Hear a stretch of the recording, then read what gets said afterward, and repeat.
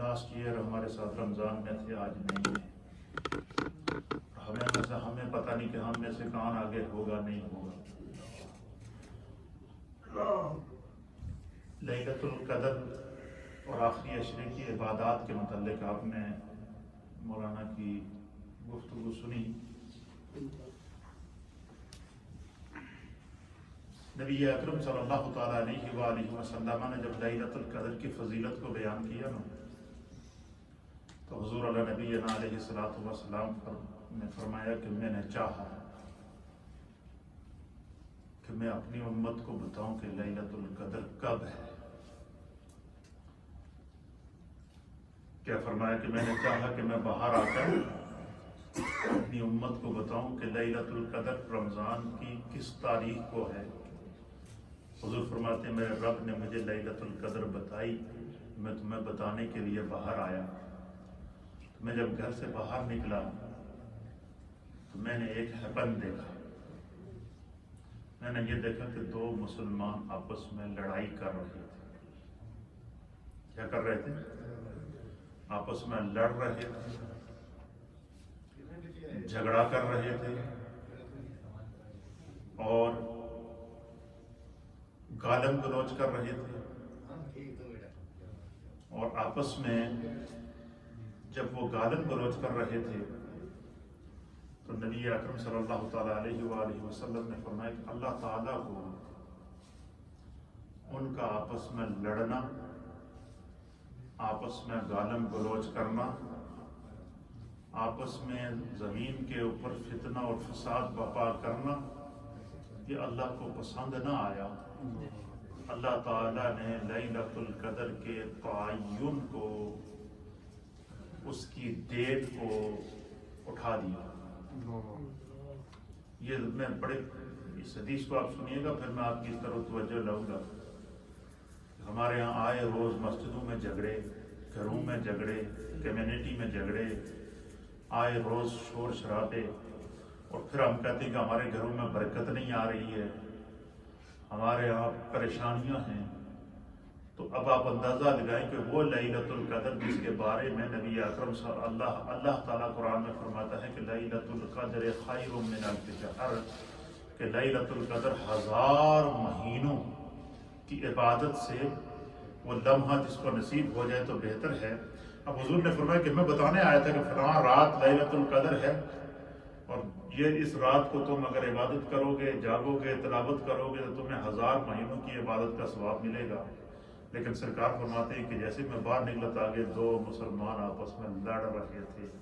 ان کی لڑائی کی وجہ سے شب قدر کے تعین کو اللہ نے اٹھا لیا۔ اگر صرف دو اشخاص کے لڑنے سے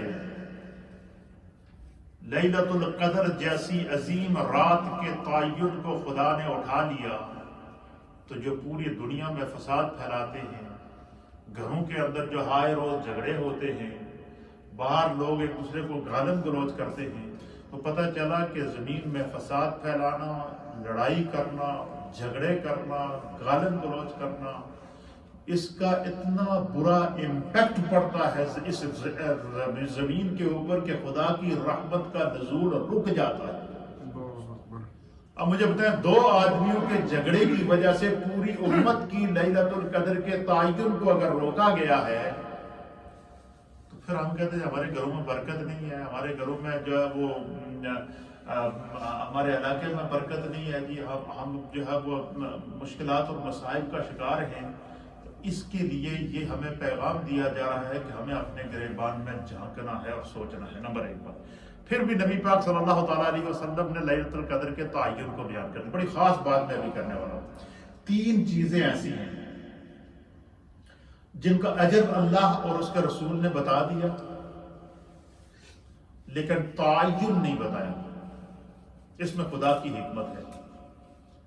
تعین اس لیے نہیں بتایا کہ تاکہ بندہ اس اتنی جستجو کرے، اتنی کوشش کرے کہ کیا پتہ وہ لمحہ مل جائے، ابھی ہو۔ سب سے پہلی چیز یہ کہ ہم میں سے ہر ایک کو یہ یقین ہے کہ ہم نے مرنا ہے۔ یہ ہے یا نہیں ہے؟ موت کا یقین ہے کہ نہیں ہے؟ کوئی شخص یہ دعویٰ نہیں کر سکتا کہ اس نے آب حیات پیا ہے۔ ہر شخص کو پتا ہے کہ میں نے کیا کرنا ہے، لیکن یہ پتا نہیں کہ کب مرنا ہے۔ مرنا ہم میں سے ہر ایک نے ہے، موت ہم میں سے ہر ایک نے آنی ہے۔ کل نفس ذائقۃ الموت، ہر شے جس کو خدا نے پیدا کیا ہے اس نے قیامت سے پہلے موت کا ذائقہ چکھنا ہے۔ ہم نے بھی، میں نے بھی، آپ نے بھی، ہر ایک نے اس دنیا کو چھوڑنا ہے، اور یہ یقین ہے، ایمان ہے کہ ہم نے مرنا ہے۔ لیکن اللہ کی حکمت دیکھیے کہ یہ تو ہمیں یقین ہے کہ کیا پتہ ہو سکتا ہے ابھی سانس آ رہا ہے دوسرا نہ آئے، لیکن یہ نہیں بتایا کہ کب مرنا۔ ورنہ اگر یہ پتہ چل جائے کہ ہماری فلاں ڈیٹ کو فلاں دن ہماری موت آ رہی ہے، تو بندہ جناب وہ دن گنتے گنتے ہی پہلے ہی مر جاتا ہے، اور اتنے گھنٹے رہ گئے، اتنے ہفتے رہ گئے، اتنے مہینے رہ گئے، اتنے سال رہ گئے، تو سارے اعمال چھوڑ کے تو اپنی موت کے دن گننا شروع ہو جائے۔ اس لیے فرمایا کہ وہ کسی بھی وقت آ سکتی ہے، اور حضور نے فرمایا کہ بندہ مومن کو ہر لمحہ ہر گھڑی موت کے لیے تیار رہنا چاہیے، استغفار کرنی چاہیے، توبہ کرنی چاہیے، اپنے رب کی طرف رجوع کرنا چاہیے۔ فرمایا جو بندہ مومن ہر وقت اپنی موت کی تیاری کیے ہوئے ہوتا ہے، فرمایا کہ اس کی موت وہ موت نہیں ہوتی، وہ اپنے رب سے وصال کا وقت ہوتا ہے، مصطفیٰ سے دیدار کا وقت ہوتا ہے۔ موت کا وقت ہے، موت حتمی اور یقینی ہے، لیکن وہ موت کا وقت نہیں بتایا۔ حضور نے فرمایا کہ جو ایمان کی حالت میں موت کی تیاری کر کے اور ہر وقت تیار رہتا ہے، اور جب اس کا وقت آتا ہے تو اللہ کی طرف سے اعلان ہوتا ہے، یا ایتھا النفس المطمئنہ، اے ہر لمحہ موت کے لیے تیار رہنے والے انسان، صبح میں، شام میں، فجر میں، ظہر میں، عصر میں، مغرب میں، عشاء میں، دن کے 2400 گھنٹے ہر لمحہ اپنے موت کے لیے تیار رہنے والے بندہ مومن، تو توبہ بھی کرتا رہا، نمازیں بھی پڑھتا رہا، قرآن بھی پڑھتا رہا، استغفار بھی کرتا رہا، اور اپنے رب کی طرف رجوع بھی کرتا رہا۔ اب تیرا وقت قریب آ رہا ہے، یا ایتھا النفس المطمئنہ، خدا کو بھی تیری زندگی پر ناز ہے، اور تمہیں بھی خدا سے وصال کا انتظار ہے۔ یہ ہے موت کا بینیفٹ، اور اس شخص کے لیے یہ بینیفٹ ہے جو ہر لمحہ موت کی کیا کرے، تیاری کرے۔ اللہ نے اس میں یعنی اجر بتا دیا کہ اجر اتنا ہے کہ جب بندہ مومن ایمان کی حالت میں دنیا سے چلا گیا، فرمایا کامیاب انسان یہ نہیں کہ اس نے بہت بڑی دولت کما لی ہے، یہ کامیاب انسان وہ نہیں ہے کہ اس کو خدا نے پورے ملک کی بادشاہت عطا کر دی ہے، یا کامیاب انسان وہ نہیں ہے کہ اس کو اللہ تعالیٰ نے سپہ سالار بنا دیا ہے، یا کامیاب انسان وہ نہیں ہے کہ اس کے پاس بہت بڑا بینک بیلنس اور دنیا کا وہ جو ہے وہ دولت مند ترین انسان بن گیا۔ فرمایا سب سے کامیاب انسان وہ ہے اللہ کے نزدیک، حضور نے فرمایا کامیاب ترین انسان وہ ہے جو دنیا میں رہا تو ایمان کے ساتھ، اور اس دنیا سے گیا تو ایمان کے ساتھ۔ اس لیے فرمایا کہ ہر لمحہ اللہ سے دعا کرنی چاہیے کہ اے بارے الہ ایمان والی موت عطا فرما۔ تو موت برحق ہے، ایمان والی موت جس کو مل گئی اس کو جنت بھی مل گئی، دیدار خدا بھی مل گیا۔ اچھا، موت کے بعد جب بندہ اس دنیا سے جاتا ہے تو موت کے بعد جو انسان کی زندگی شروع ہوتی ہے نا، وہ اللہ کی طرف سے اس کے لیے بینیفٹس ہوتے ہیں اگر اس نے زندگی دنیا میں ایمان کی حالت میں گزاری۔ سب سے پہلا انعام موت کے بعد کیا ملتا ہے؟ جب بندے کو قبر میں ڈالتے ہیں، ماں ہو، بہن ہو، بیٹی ہو، بزرگ ہو، بھائی ہو، نوجوان ہو، دوست ہو، کوئی بھی ہو، جب اس کو فوت ہونے کے بعد جنازہ پڑھ کے قبر میں ڈالتے ہیں، سارا خاندان، دوست، بھائی سب منو مٹی تلے پھینک کے اکیلے 2-2.5 گز کی قبر کے گڑھے کے اندر چھوڑ کر اب واپس آ گئے، سب چھوڑ کر واپس آ گئے۔ اب دنیا میں کسی کا سہارا نہیں رہا۔ اس وقت جو بندہ مومن کو سب سے پہلا سہارا ملتا ہے، ادھر سے قبر پہ مٹی پڑی، ادھر سے سہارا دینے کے لیے مصطفیٰ آ گئے۔ سب سے پہلا سہارا دیدار مصطفیٰ۔ ما کنت اقول فی حق ھذا الرجل، میرے مصطفیٰ اپنے چہرہ والضحیٰ لے کر کھڑے ہوں گے، فرشتے بھی جو حساب لینے کے لیے آئے ہیں وہ بھی دست بستہ کھڑے ہوں گے، کہیں گے اس شخصیت، اس نورانی شخصیت کو پہچانتا ہے؟ حضور نے فرمایا جس نے دنیا میں مجھ پر درود پاک پڑھا، مجھ سے محبت کرتا رہا، جس نے میرا کلمہ پڑھا ہے، حضور نے فرمایا کہ اسے اللہ کی طرف سے یہ القاء کر دیا جائے گا کہ وہ فوراً مجھے پہچان لے. اب یہ دیکھیں موت کا وقت نہیں بتایا لیکن موت کا اجر بتا دیا. اور اجر کیا ہے؟ جب سب چھوڑ جائیں گے تو مصطفیٰ موجود ہوں گے دیدار کے. اور جب جس وقت مصطفیٰ کا دیدار ہو جائے گا حضور پہچان لیں گے کہ یہ میرا غلام ہے. نبی پاک فرماتے ہیں کہ پھر اس بندے کے لیے کیا کہا جائے گا؟ اسے کہا جائے گا نم کا نعمت العروس. لوگ تو قبر کی وحشت سے ڈرتے ہیں نا، لیکن جو قبر کے امتحان سے کامیاب ہو جائے، فرمایا اس کے اور قبر جنت کے درمیان کھڑکی کھول دی جاتی ہے. اس کی قبر پھر جنت کی کیاری بن جاتی ہے. اس لیے دنیا میں ہمیشہ اپنی قبر کی تیاری کریں، موت کی تیاری کریں. یہ عارضی زندگی ہے. اس وقت موت کا کھیل کھیلا جا رہا ہے پورے ورلڈ میں. کتنی بڑی آزمائش ہے. اس انڈیا کے اندر آپ دیکھیں کیا ہو رہا ہے. عبرت کا مقام ہے لیکن ہم پھر بھی وہ نہیں. اچھا دوسری چیز کیا ہے کہ موت کا اجر بتا دیا، دن نہیں بتایا، ٹائم نہیں بتایا، وقت نہیں بتایا، تاریخ نہیں بتایا. اور دوسری چیز نبی پاک صلی اللہ علیہ وسلم نے فرمایا کہ قیامت نے آنا ہے. لا اقسم بیوم القیامہ ولا اقسم بالنفس اللوامہ اذا زلزلت الارض زلزالها واخرجت الارض اثقالها وقال الانسان ما لها. قیامت آنی ہے. کیا ہوگی؟ اینڈ آف دا ورلڈ ہوگا. قیامت آنی ہے. پھر ہر وہ انسان اول سے لے کر انسان آخر تک اللہ تعالیٰ ہر ایک سب کو ایک دفعہ اکٹھا کرے گا. قیامت آنی ہے. اینڈ آف دا ورلڈ ہونا ہے.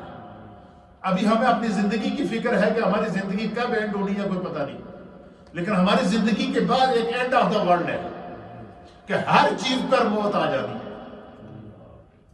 ہر چیز پر موت آ جانی ہے. ہر چیز پر موت آ جانی ہے. اینڈ آف دا ورلڈ ہوگا. پھر اس کے بعد اللہ تعالیٰ ہر چیز کو، جب ہر چیز موت سے گزر جائے گی نا، پھر خدا بند قدوس ہر چیز کو زندگی عطا فرمائے گا. اسے برزخی زندگی کہتے ہیں. اور وہ زندگی ہے پھر اس کو موت نہیں ہے. پھر وہ کھانے کا محتاج نہیں. پھر خدا کی طرف سے اس کو ایک ایسا زندگی کا تحفہ دیا جاتا ہے، وہ فار ایور ہوتا ہے. نگاہ اٹھاتا ہے تو سامنے مصطفیٰ کریم نظر آ رہے ہیں. آگے بڑھتا ہے تو حضرت آدم علیہ السلام نظر آ رہے ہیں. آگے بڑھتا ہے تو حضرت ابراہیم علیہ السلام نظر. کم کے 1.25 لاکھ انبیاء کے اس طرح جنتی صوفے لگے ہوں گے، ان کا دیدار کرے گا. اور پھر جب وسط میدان محشر کے وسط کے اندر، اس کے سینٹر کے اندر آ جائے گا، پھر نگاہ اوپر اٹھائے گا تو اللہ تعالیٰ اسے اپنے حسن مطلق کا دیدار عطا کرے. یہ قیامت کا بینیفٹ ہے جو میرے مصطفیٰ کریم نے بتایا. یہ کیا ہے؟ اجر ہے، بینیفٹ ہے، ثواب ہے. لیکن یہ نہیں بتایا کہ قیامت کب آئے گا. ورنہ اگر یہ پتہ چل جائے نا کہ فلاں تاریخ اینڈ آف دا ورلڈ ہو رہا ہے، تو جن نے بنگلے بنائے ہیں، جن نے بڑے بڑے محلات بنائے ہیں، جن نے زمین دے اندر شہر آباد کیتے ہیں، جنہوں نے بڑے بڑے پلازے بنائے ہیں، اب وہ کیا، اب وہ پیچھے سوشل میڈیا پہ کسی نے کچھ عرصہ پہلے وہ شوشہ چھوڑ دیا کہ فلاں تاریخ پر اینڈ آف دا ورلڈ ہو. تو وہ ہم نے پڑھا کہ وہ ایک چائنیز تھا، تو اس نے ایک گول قسم کا گھر بنایا جیسے بال ہوتی ہے، گیند، اور اس کے اندر دنیا کا بڑے سے بڑا مٹیریل اس کے اندر لگایا. اس نے کہا جب اینڈ آف دا ورلڈ ہوگا تو میں اس کے اندر چلا جاؤں گا تو یہ بچ جائے گا. میں نے کہا یہ انسان کی سوچ ہے. تو اب قیامت نے آنا ہے، اس ورلڈ میں ہر ایک نے اینڈ آف دا ورلڈ ہونا ہے، لیکن یہ نہیں بتایا کہ قیامت کب آئے گا. اور میں قیامت کی تیاری کروں. صحابہ نے سوال بھی کیا کہ قیامت کب آئے گی. حضور نے فرمایا تو نے قیامت کے لیے کیا تیاری کی ہے؟ تو نے کوئی تیاری کی ہے قیامت کے لیے؟ پھر سرکار دو علیہ وسلم نے سائن آف قیامہ بتائے ہیں، جو میں 2-3 درس پہلے بیان کر چکا ہوں کہ سائن آف قیامہ کیا ہے. اور آج کے دور کے اندر وہ سائن آف قیامہ پائے جا رہے ہیں. یہ طرح طرح کی انسانیت کو مسائل، پریشانیاں، مشکلات آ رہی ہیں، یہ بہت سارے. تو موت برحق ہے لیکن وقت کا پتہ نہیں. قیامت برحق ہے لیکن تاریخ اور ڈیٹ کا پتہ حضور نے دن بھی بتا دیا. حضور نے فرمایا جس دن قیامت آئے گی جمعے کا دن ہوئے گا. کیا فرمایا؟ جمعے کا دن ہوگا. اور تاریخ بھی بتا دی. فرمایا 10 محرم ہوگی لیکن سن نہیں بتایا. یہ نہیں بتایا کہ کون سا سن ہوگا. فرمایا 10 محرم کا دن ہوگا, 10 محرم ہوگا, جمعے کا دن ہوگا, 10 محرم ہوگا, لیکن کس سن کو آئے گا؟ فرمایا اللہ تعالیٰ نے اس کا وقت بھی رکھا. کیوں؟ کہ انسان ہر وقت تیار رہے کہ کسی بھی وقت اذا زلزلت الارض زلزالها, کسی وقت میرا جسم ہوا میں مٹی کا ریزہ بن کے اڑ جائے گا. پر میں اس لیے اپنی آخرت کی ہمیشہ کیا کیا کرو؟ فکر کیا کرو, تیاری رہا کرو. اور تیسری چیز نبی پاک نے فرمایا کہ انا انزلناہ فی لیلۃ القدر, کہ اللہ تعالیٰ نے قرآن کریم کو لیلۃ القدر میں نازل کیا. پھر فرمایا وما ادراک ما لیلۃ القدر, تمہیں کیا معلوم لیلۃ القدر کی کتنی بڑی اہمیت ہے, کتنی بڑی فضیلت ہے, کتنی بڑی عظمت ہے. فرمایا لیلۃ القدر خیر من الف شہر, یہ 1000 مہینوں سے بہتر ہے. اب لیلۃ القدر کا اجر بتا دیا لیکن یہ نہیں بتایا, ساتھ میں سائن آف لیلۃ القدر بتا دیا. حضور نے فرمایا رمضان کے مہینے کے آخری عشرے کی طاق راتوں میں اس کو تلاش کرو. اور آج 1441 ہجری کی کہ رمضان کی coming night is the first طاق رات, فرسٹ نائٹ آف. یہ کیوں بتایا؟ حضور نے فرمایا کہ 21 کو تلاش کرو, 23 کو تلاش کرو, 25 کو تلاش کرو, 27 کو تلاش کرو, 29 کو تلاش کرو. اب سوال یہ ہے کہ بندہ 7 دن 5 جو ہے وہ اس نے راتوں کو اس نے تلاش کر لیا, لیکن یہ معلوم نہیں کہ کون سی رات ہے. حضور نے فرمایا کہ جس بندے نے جستجو کی. اچھا آج کل تو بہت ہی آسان ہے, اللہ کا ہم پہ کرم ہے. مجھے بتائیں کوئی بھی بندہ سحری سے پہلے سوتا تو نہیں, اتنا ٹائم ہی نہیں ہوتا. تراویح پڑھ کے جاتے ہیں 2 گھنٹے بیچ میں ہوتے ہیں. اب جب ہر اس سے بڑی سعادت کوئی ہوگی کہ ہمارا ہر رمضان جب وہ جاگ کے گزر رہا ہے, لیکن ہم اس کو کیا ڈراموں میں گزاریں گے, ٹی وی پہ گزاریں گے, یوٹیوب پہ گزاریں گے, اور سوشل میڈیا پہ گزاریں گے, اور اس طرف توجہ نہیں دیں گے کہ خدا نے کتنا کرم کیا یار, دن کو روزہ, رات کو شب بیداری. یعنی ہم فجر پڑھ کے ہی سوتے ہیں نا, اس وقت تک سب جاگتے رہتے ہیں. تو کیوں نہ اس پورے رمضان کو, اس پوری ہر رات کو ہم اپنے لیے لیلۃ القدر بنا دیں. تو حضور نے فرمایا کہ جس نے 21 کو اس نیت سے تلاش کی کہ شاید یہ طاق رات ہے لیلۃ القدر, اور ایک روایت کے مطابق حضور نے فرمایا کہ لیلۃ القدر کو اللہ نے طاق راتوں میں فکس نہیں کیا. یہ کسی سال 21 کو آتی ہے, کسی سال 23 کو آتی ہے, کسی سال 25 کو آتی ہے, کسی سال 27 کو آتی ہے, اور کسی سال 29 کو آتی ہے. یہ گھومتی رہتی ہے. اب یہ ہے کہ اس کی تلاش کے لیے پھر اہل ایمان کیا کرتے ہیں؟ اعتکاف کرتے ہیں, ان راتوں کو خاص طور پر اہتمام کر کے طاق راتوں کو جاگتے ہیں, عبادت کرتے ہیں, اپنے رب کی طرف رجوع کرتے ہیں. تب علماء اور محدثین نے بڑی ایمان افروز بات لکھی ہے. میرے استاد محترم محدث اعظم سعید ملت حضرت علامہ غلام رسول صاحب سعیدی رحمۃ اللہ تعالی علیہ, خدا ان کی قبر پر کروڑوں رحمت ہے, آمین آمین. انہوں نے بڑی ایمان افروز بات لکھی. انہوں نے پوری ریسرچ پیش کرنے کے بعد انہوں نے لکھی نا کہ جو بندہ 21 کو لیلۃ القدر تلاش کرے, 23 کو تلاش کرے, 25 کو تلاش کرے, 27 کو تلاش کرے, 29 کو تلاش کرے, فرمایا ان طاق راتوں میں سے ایک نہ ایک رات تو ہے لیلۃ القدر. اب جو اس نے باقی جستجو کی ہے وہ کیا ہوگا؟ حضور نے فرمایا کہ آپ فرماتے ہیں کہ میرے آقا جناب نبی اکرم صلی اللہ علیہ وسلم نے فرمایا کہ انما الاعمال بالنیات, کہ اعمال کا دار و مدار نیتوں کے اوپر ہے. تو جب ہم نے 21 کو لیلۃ القدر کی نیت کر کے اس کو تلاش کیا تھا, پھر 23 کو اس کی نیت کر کے تلاش کیا, 25 کو اس کی نیت کر کے تلاش کیا, 27 کو اس کی نیت کر کے تلاش کیا, 29 کو اس کی نیت کر کے تلاش کیا, تو حضور اللہ نبی علیہ الصلوۃ والسلام نے نے اس طرف سائن دیا، اشارہ دیا، ایک نہ ایک رات تو ملے گی ہی ملے گی، لیکن اس کی نیت کے مطابق 21 کو بھی لیلۃ القدر کا اجر لکھا جائے گا، 23 کو بھی لیلۃ القدر کا اجر لکھا جائے گا، 25 کو بھی لیلۃ القدر کا اجر لکھا جائے گا، 27 کو بھی لیلۃ القدر کا اجر لکھا جائے گا، اور 29 کو بھی لیلۃ القدر کا اجر لکھا جائے گا۔ یہ ہے اسلام کی رحمت، یہ ہے اسلام کا کرم، یہ ہے اللہ تعالیٰ کی بندہ مومن کے اوپر مہربانیاں۔ ہمیں اس کا احساس نہیں ہوتا کہ خدا، اسی لیے اللہ نے فرمایا کہ وَإِن تَعُدُّوا نِعْمَةَ اللَّهِ لَا تُحْصُوهَا، اے انسان تو خدا دی نعمتوں نے شمار ہی نہیں کر سکتا، ایک ایک لمحے میں، ایک ایک سیکنڈ میں اللہ تمہیں کیا کیا عطا کر رہا ہے۔ تو لیلۃ القدر کا اجر بتا دیا، لیکن لیلۃ القدر کا تعین نہیں بتایا کہ کس رات کو۔ موت کی حقیقت بتا دی، لیکن موت کی ڈیٹ نہ بتائی کہ کس ڈیٹ کو آپ کو موت آئے گی۔ قیامت کی حقیقت بتا دی، لیکن یہ نہیں بتایا کہ قیامت کس سن کو آئے گی۔ کیوں؟ تاکہ قیامت کے لیے بھی انسان ہمیشہ تیار رہے، موت کے لیے بھی انسان ہر لمحہ تیار رہے، اور ہر رمضان میں ہر انسان لیلۃ القدر کو تلاش کرنے کے لیے جستجو کرتا رہے۔ زندگی کی جتنی بہاریں خدا کو منظور ہے، کوئی لمحہ تو نصیب ہوگا۔